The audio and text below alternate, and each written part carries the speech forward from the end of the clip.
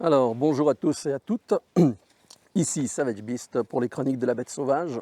Donc, pas mal de choses à voir concernant la bestiole. Comme vous le savez, sur YouTube, on ne peut pas donner le nom exact, sinon on se fait bloquer. Donc, on va parler de la bestiole, la deuxième vague et la terrorisation des populations avec la troisième vague. Dans de nombreux journaux, on peut voir, attention, il va y avoir une troisième vague. Bon, s'il y a une troisième vague, il y aura une quatrième, une cinquième, une sixième, etc. Et les gens ne réagissent absolument pas. Ils sont tous obnubilés avec leurs jolis masques. Puis en fait, ici on voit bien « Drop that shit ». Donc c'est un joli masque avec un squelette. Et puis il le tient comme ça pour le jeter. Ça sert à rien ces machins, il ne faut pas se leurrer. C'est juste une manière de vous contrôler et de dire que les autorités ont fait quelque chose. Il ne faut pas se leurrer. Ce qui était efficace, c'est du FFP2, FFP3, mais pas ça. Donc on continue à nous terroriser par tous les moyens possibles et inimaginables, et ça soulève pas mal de questions. Donc, on a analysé plusieurs possibilités avec un groupe d'amis. Moi, j'ai pensé à la suppression du cash. Et en fait, le cash, à l'heure actuelle, représente seulement 8% de la monnaie qui est disponible dans le monde. Donc, prolonger cet état de fait avec cette pseudo-pandémie qui tue environ entre 0,2 et 0,4% de la population malade, ouais, c'est pas... Je veux dire, pour supprimer le cash, les gens sont déjà tellement habitués à utiliser des cartes de crédit, des cartes sans contact, etc. À mon avis, c'est pas la voie. Ça fait peut-être partie de la stratégie qui sera mise en place, mais clairement, ce n'est pas ce qui est actuellement comme objectif. Donc, qu'est-ce qu'il y avait d'autre? Ouais. Le contrôle des déplacements, alors ça c'est clair, on bloque toutes les populations européennes. Par contre, les envahisseurs qui viennent de l'autre côté de la Gouille, eux ils sont présents. Il y en a qui rentrent quotidiennement en Espagne, pire, ils vont carrément les chercher avec des bateaux, avec des ONG, etc. Donc il faut savoir que l'Union européenne projette a priori de favoriser, comment dirais-je, les sans-papiers en leur remettant des papiers environ pour entre 34 et 39 millions de personnes seraient concernées en Europe. Je ne sais pas si ça vous donne un ordre d'idée de la monstruosité de la chose. Par contre, quand vous êtes européen et que vous êtes sur place, vous n'avez droit à rien, sauf à fermer votre gueule et à payer vos impôts. Ouais, je ne suis pas raciste, hein, je précise tout de suite, mais je crois qu'actuellement il y a un gros problème et qu'on ne veut pas le nommer. Donc ça, c'est une partie de l'équation. On augmente le stress, les gens sont hyper agressifs, extrêmement violents. J'étais dans le tram hier, je me suis fait agresser par une octogénaire, alors qu'il y avait toute la place qu'elle désirait pour s'asseoir. Non, madame voulait ma place, donc bon. On ne discute pas avec une personne âgée, on lui cède sa place, et puis c'est bon. Hein. De toute façon, vu l'attitude qu'elle a, la pauvre, elle aura des problèmes quand ça va vraiment tourner de mauvaise façon, ce qui ne saurait tarder. Concernant la vaccination, alors l'Italie va mettre la vaccination à disposition très prochainement. Je crois que c'est toute l'Europe, du reste, à partir du 21 décembre, donc demain. Et ce qui est intéressant, c'est qu'en Italie, ils pourront arborer fièrement une prime vert rose. C'est même recommandé. Or, je vous rappelle les temps les plus sombres. On avait le triangle rose, on avait l'étoile jaune, il y en avait d'autres. Hein. Donc, c'est clairement faire une discrimination de la population entre ceux qui seront vaccinés avec un produit qui, à mon sens, est extrêmement dangereux puisqu'il n'a pas subi tous les tests, toutes les validations. Je veux dire, le sida, par exemple, le HIV, ça fait une trentaine d'années qu'on travaille dessus. On n'a toujours pas de vaccin. Et donc, c'est basé aussi sur des mutations. À chaque fois, comme ça a été dit dans diverses vidéos de scientifiques, le sida, vous pouvez avoir le VIH, vous pouvez avoir une version aujourd'hui, et puis une semaine plus tard, le virus a muté. C'est des virus ARN. Donc, leur vaccin, comme ils l'ont dit, on espère que ça tiendra 3 mois. Ouais, vous allez vous faire vacciner pour 3 mois, vous? Moi pas, ça c'est clair. En plus de ça, avec un machin qui n'a même pas été testé, qui n'a pas été validé, non, non, non, non, non. C'est clairement une manière de nous mener à l'abattoir.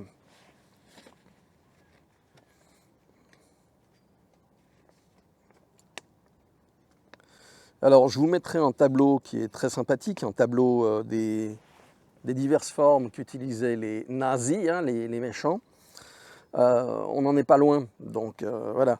Est-ce que vous voulez être les cobayes pour les vaccins? Ça, c'est votre choix, c'est pas le mien. Alors, on nous a parlé qu'il y avait des nouveaux virus en Angleterre et en Afrique du Sud. Bon, c'est vrai que l'Afrique du Sud et l'Angleterre ont habituellement énormément de contacts, mais je ne sais pas s'ils ont supprimé les vols entre les deux. Le fait est que de toute façon, des nouveaux virus, on en a tout le temps. Ça a été expliqué, à l'heure actuelle, la version qui court en Europe, c'est surtout majoritairement un variant de type 4. Donc il y a déjà eu 4 mutations, qui a vraiment fait un saut au niveau génétique. Mais on est en plein dedans, donc voilà. Est-ce qu'on va vers un salaire universel? Alors c'est tout à fait possible, parce que les gens ne travaillent pas. Donc il faut les nourrir quand même, il faut continuer à faire fonctionner les choses. Mais ce sont les petits qui se font détruire, les petites boutiques, parce qu'elles n'ont pas le droit d'ouvrir, elles ne sont pas essentielles.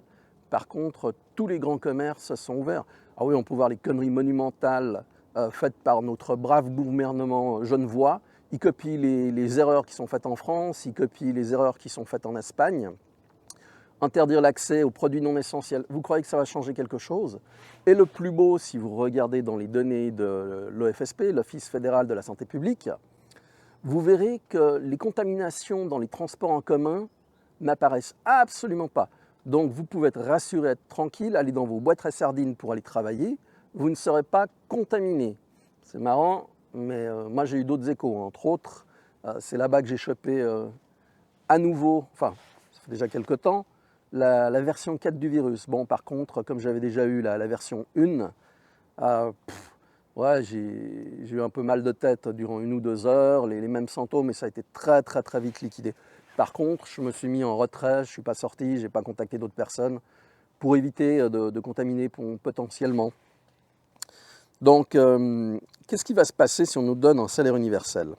Alors, on peut penser qu'il y aura une expropriation faite par les banques, d'une manière ou d'une autre. En fait, les banques sont en train de se payer toute l'Europe. L'Europe, il faut bien se rendre compte, on a perdu nos industries, nos élites scientifiques ont tendance à aller ailleurs, vu la manière dont elles sont traitées, comprises et utilisées dans ce beau continent.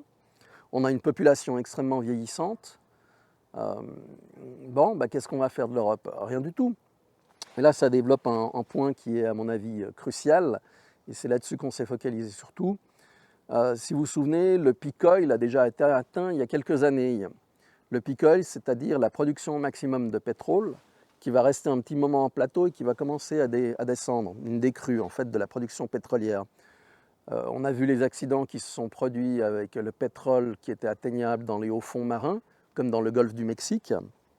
Et ce qui se produit, c'est qu'en fait, à mon sens, avec les analyses qu'on a fait avec d'autres personnes, la quantité de pétrole disponible à l'heure actuelle diminue rapidement et il faut tenir encore quelques années avant qu'on ait une source d'énergie, en théorie, remplaçable. Qu'est-ce que cela peut être? En fait, en Europe, on est en train de construire l'ITER en France. L'ITER qui va travailler sur la fusion nucléaire. En gros, c'est comme le soleil. C'est pas comme une bombe atomique. C'est le soleil qui va fournir de l'énergie. Ça va produire plus d'énergie qu'on en fournit au départ.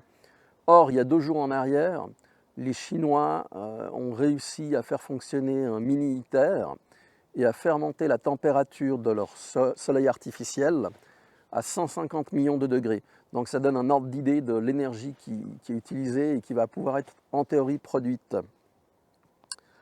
Bon, en Europe, on nous interdit les déplacements, c'est clair. Pourquoi? On n'a pas les capacités, il n'y a plus d'industrie, donc c'est pas intéressant. On va favoriser que la Chine puisse résoudre le problème technique de type ITER et qu'on puisse avoir de l'énergie ailleurs. De toute façon, il ne faut pas se leurrer. La Chine est devenue l'industrie du monde. En fait, c'est un pôle industriel pour le monde entier. Donc si la Chine tombe, le reste tombe. Je ne parle pas de ce qui se produit aux États-Unis. À l'heure actuelle, il y a des achats d'armes qui sont environ de 3 millions d'armes chaque mois. Les gens sont en train de s'équiper. Et on voit qu'avec le théoriquement nouveau gouvernement mis en place par Biden, c'est tous des faucons de l'État profond, le Deep State, qui sont en train d'être mis en place. Donc on va repartir sur une logique de guerre, alors que Trump avait été le seul président qui avait rapatrié des soldats qui étaient en opération extérieure. Donc tout le monde l'a critiqué, mais il a fait quand même des bonnes choses. Hein. Si on regarde, il a pris les contacts avec la Corée du Nord, il a essayé d'améliorer les choses. Pour moi, Trump est resté un président, et reste un président qui a évité une guerre il y a 4 ans en arrière. Maintenant, avec les tarés qu'on est en train de mettre en place, je vous rappelle, à une époque, un dénommé Colin Powell nous avait montré une fiole remplie de pisse pour bien montrer que c'était dangereux, que Saddam Hussein avait des armes chimiques et qu'il fallait déclencher la guerre du Golfe. Et après, on a encore utilisé une gamine qui était une parente d'une famille royale pour dire que le vilain Saddam Hussein faisait exécuter des nouveau-nés par des troupes. Or, il s'est avéré donc, après enquête, que c'était un montage. Mais bon, ça a permis de déclencher une guerre supplémentaire. Donc, ne pas se leurrer.